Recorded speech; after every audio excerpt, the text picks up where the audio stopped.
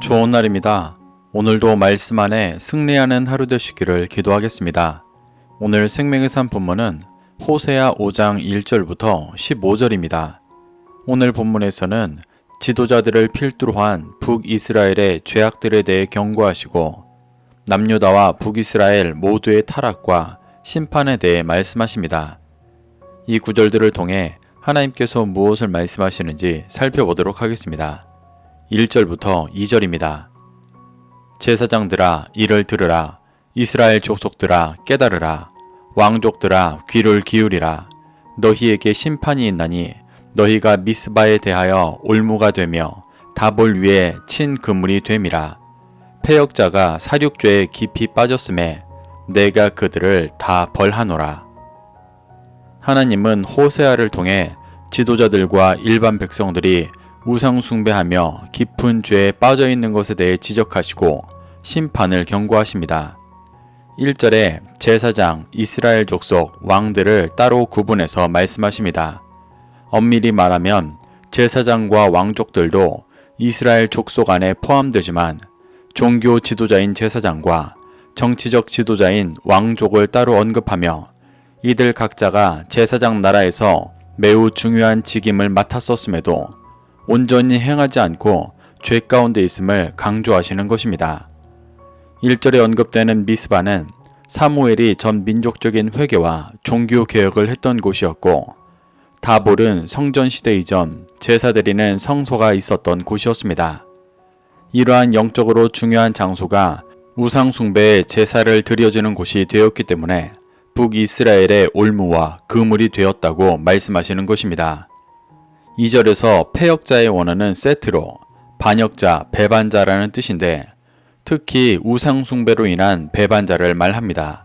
하나님은 패역자가 사륙죄에 깊이 빠졌다고 말씀하시는데 이는 제사장과 이스라엘 족속들과 왕족들이 말씀을 떠나 우상을 섬기며 제사장 나라로서 영혼들을 진리로 구원하지 않고 오히려 죄와 사망으로 인도하고 있기 때문입니다. 그래서 하나님은 제사장 나라로서 자신들의 직임을 배신해 영혼들을 사륙하고 있는 제사장과 이스라엘 족속들과 왕족들을 벌하실 것이라고 말씀하시는 것입니다. 3절부터 4절입니다. 에브라임은 내가 알고 이스라엘은 내게 숨기지 못하나니 에브라임아 이제 내가 음행하였고 이스라엘이 더러워졌느니라. 그들의 행위가 그들로 자기 하나님에게 돌아가지 못하게 하나니 이는 음란한 마음이 그 속에 있어 여호와를 알지 못하는 까닭이라. 에브라임은 북이스라엘의 10지파에게 영향력이 가장 큰 지파로 북이스라엘을 부르는 다른 명칭이기도 합니다. 여기에서는 앞선 구절에서 제사장과 왕족들을 언급했던 맥락대로 북이스라엘의 기득권층을 말합니다. 하나님은 북이스라엘의 기득권층을 뜻하는 에브라임과 북이스라엘의 이름을 번갈아 부르시며 영적인 기준을 제시하고 가르쳐야 하는 기득권층부터 죄악으로 더러워져 있는 모습을 경고하고 계십니다.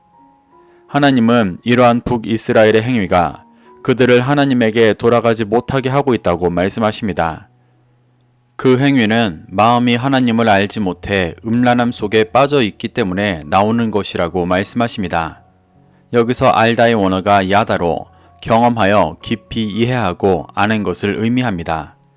북이스라엘 속에 음란한 마음이 있어 하나님을 알지 못하고 경험하지 못하기 때문에 죄의 행위를 반복하고 있다고 말씀하시는 것입니다. 하나님은 이렇게 하나님을 알지 못해 기득권층에서부터 죄에서 벗어나지 못하고 있는 북이스라엘의 모습을 경고하고 계십니다. 5절부터 7절입니다.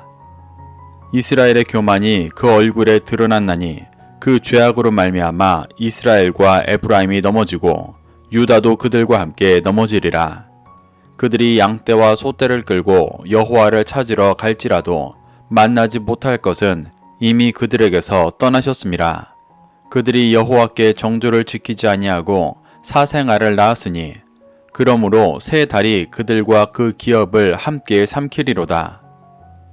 하나님은 앞서 북이스라엘의 죄악을 경고하신 데 이어 남유다까지 함께 타락하고 있는 모습에 대해 경고하십니다.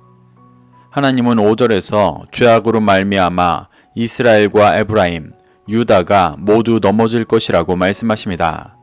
하나님은 이들에 대해 교만하다고 하시는데 교만의 원어 가오는 탁월함, 영광이라는 의미로 하나님의 높으심을 나타낼 때 쓰이지만 여기서는 이스라엘이 스스로 탁월하고 영광스럽다고 여기는 교만함으로 쓰입니다. 그래서 하나님의 말씀보다 자신의 생각과 육신의 소욕을 더 추구하는 모습을 나타내고 있습니다. 하나님은 북이스라엘과 남유다 모두 이 교만함 가운데 죄를 범하고 있다고 경고하고 계십니다. 그래서 6절에서 그들이 양떼와 소떼를 끌고 와 드리는 제사를 받지 않고 떠나셨다고 말씀하십니다. 이는 스스로 탁월하고 영광스럽다고 여기는 북이스라엘과 남유다가 드리는 제사가 형식적일 수밖에 없는 것이기 때문입니다. 실제로 이들은 여로보암 2세의 치하에서 경제적 풍요로움을 누리며 많은 제사를 드렸었지만 모두 육신의 소욕을 위해 드리는 형식적인 제사들이었습니다. 그렇기 때문에 하나님은 제사를 통해 이들을 만나주지 못하셨고 떠나신 것입니다. 하나님은 이들에게 정조를 지키지 않고 사생활을 낳았다고 말씀하시는데 이는 이방의 우상과 음행하여 이스라엘, 로루하마, 로암미와 같은 음란한 자녀를 낳은 것을 말씀하시는 것입니다. 새 달이 이들과 기업을 삼켰다는 것은 새로운 달이 시작되는 월삭에 음란한 자녀들과 이스라엘 땅을 빼앗겨 버린 것을 말씀하시는 것입니다. 이렇게 하나님은 교만하여 헛된 것만을 드리고 있는 북이스라엘과 남유다가 겪게 될 환난에 대해 경고하고 계십니다. 8절부터 9절입니다. 너희가 기브아에서 뿔나팔을 불며 라마에서 나팔을 불며 베다웬에서 외치기를 베냐민아 내 뒤를 쫓는다 할지어다. 벌하는 날에 에브라임이 황폐할 것이라. 내가 이스라엘 지파 중에서 반드시 있을 일을 보였노라. 하나님은 기브아와 라마와 베다윈에서 뿔 나팔을 불고 나팔을 불며 베냐민에게 내 뒤를 쫓는다 하고 외칠 것이라고 말씀하십니다. 보통 나팔을 부는 이유는 적의 침공을 알리거나 성회를 소집하기 위함입니다. 여기에서는 남유다의 이방의 침략과 공격이 있을 것이라고 경고하는 것입니다. 8절에 기록된 기브아와 라마와 베다윈은 모두 북이스라엘 최남단 남유다와 인접한 성읍들입니다. 이곳은 북이스라엘이 가장 안전하다고 여기는 곳이었을 것입니다. 하지만 하나님께서 심판하실 때 북이스라엘의 가장 안전한 남쪽 도시뿐 아니라 남유다까지 심판받을 것에 대해 경고하고 계시는 것입니다. 그래서 심판의 때 에브라임이 황폐하게 되고 이스라엘 지파 중에 반드시 이 일이 있을 것이라고 경고하고 계십니다. 10절부터 11절입니다. 유다 지도자들은 경계표를 옮기는 자 같으니 내가 나의 진노를 그들에게 물같이 부으리라. 에브라임은 사람의 명령 뒤따르기를 좋아하므로 학대를 받고 재판의 압제를 받는도다. 10절에서 말하는 경계표를 옮긴다는 것은 신명기 19장 14절에서 기록하는 이웃의 기업에 경계표를 옮기지 말라는 율법을 어긴 것을 말씀하시는 것입니다. 이웃의 경계표를 옮긴다는 것은 하나님께서 각 지파와 가문에게 주신 기업을 육신의 소욕을 위해 빼앗는 행위를 말합니다.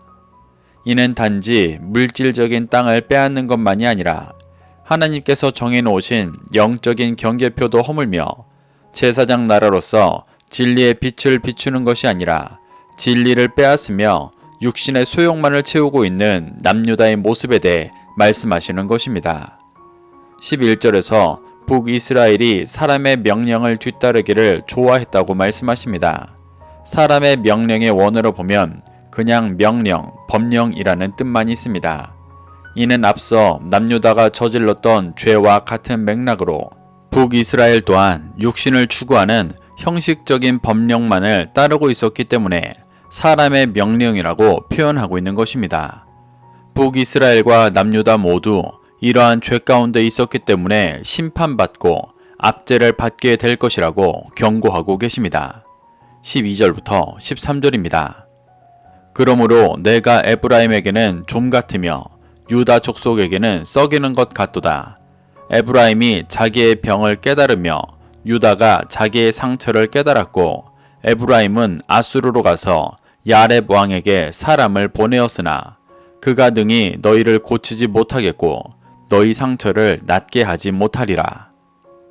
하나님은 자신을 스스로 좀 썩이는 것과 같다고 말씀하시며 죄 가운데 살아가는 북이스라엘과 남유다의 패역함을 조금씩 병들게 하고 계시다고 말씀하십니다.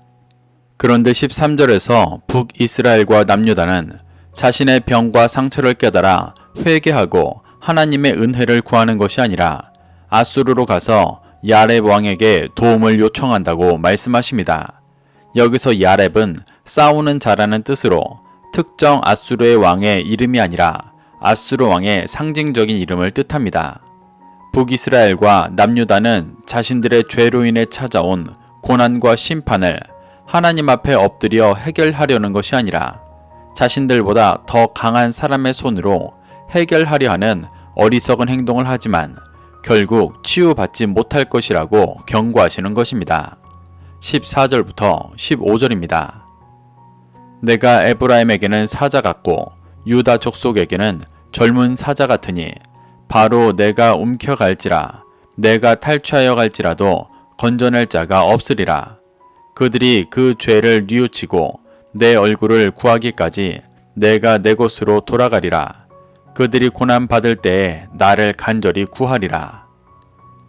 하나님은 천천히 심판하시며 회개의 기회를 주시지만 깨닫지 못하고 이방의 힘을 의지하려 하고 있는 북이스라엘과 남유다에게 사자와 같이 움켜쥐고 탈취하며 결국 심한 고난과 환난을 겪게 될 것이라고 말씀하십니다. 하나님은 그곳에서 건져낼 자가 아무도 없다고 말씀하시며 북이스라엘과 남유다가 의지하는 이 땅의 헛된 힘들이 얼마나 의미 없는 일인지를 명확히 말씀하고 계십니다. 하나님은 북이스라엘과 남유다가 그런 심한 고난과 환난을 겪은 후 진정으로 그 죄를 뉘우치고 하나님의 얼굴을 구할 때까지 그들과 함께하지 않으시고 하나님께서 계실 곳으로 돌아가 계실 것이라고 말씀하십니다. 이는 많은 회개의 기회를 주셨음에도 듣지 않는 이스라엘이 진정 회개하고 돌아오기를 기다리시겠다는 말씀입니다. 그래서 그들이 깊은 고난을 받을 때 하나님을 진정으로 구하고 찾게 될 것이라고 말씀하시며 회복에 대한 소망을 열어놓고 계십니다. 이렇게 하나님은 북이스라엘의 지도자들을 필두로 한 죄악들에 대해 경고하시고 남유다와 북이스라엘이 모두 타락해 있고 반드시 심판받게 하실 것에 대해 말씀하십니다. 그리고 그들이 회개하고 하나님을 간절히 구할 것이라는 소망을 열어놓으십니다. 우리는 이렇게 하나님의 수많은 회개의 기회에도 죄에서 벗어나지 못하고 결국 심판받는 이스라엘의 모습 속에서 자신을 돌아봐 하나님의 말씀에서 벗어나 있는 중심을 회개하고 돌이킬 수 있어야 합니다. 그래서 날마다 하나님께서 기뻐하시는 삶의 제사를 드리며 주님과 동행하게 되시기를 소망합니다. 오늘도 이 말씀을 심령에 새겨 승리하는 하루 되시기를 기도하겠습니다.